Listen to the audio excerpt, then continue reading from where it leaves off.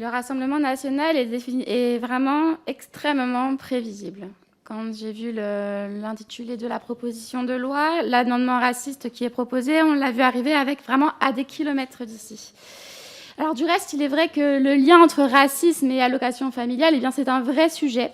Il faudrait lutter contre le racisme qui sévit dans nos caisses d'allocation familiale.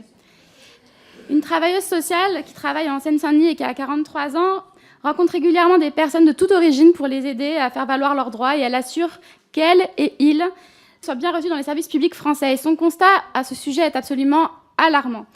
La majorité affirme en effet avoir déjà été victime ou témoin de propos racistes dans une CAF. Je vous cite quelques exemples. Rappelez quand vous aurez quelqu'un pour traduire ou bien quand vous saurez parler français.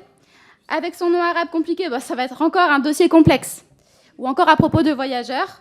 Alors cela, on ne pourra rien en faire, c'est encore une plaie à gérer.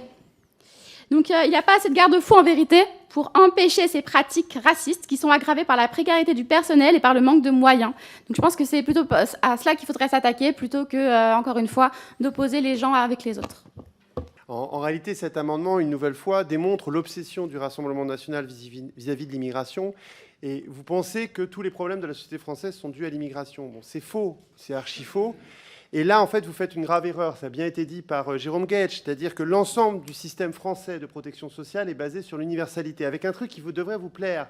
On travaille, on cotise, et comme on travaille et comme on cotise, ça nous ouvre des droits. Ça nous ouvre des droits au chômage, ça nous ouvre des droits pour les caisses d'assurance, pour les caisses d'allocation familiale, et ça nous ouvre des droits à la retraite et nous ouvre des droits pour la santé.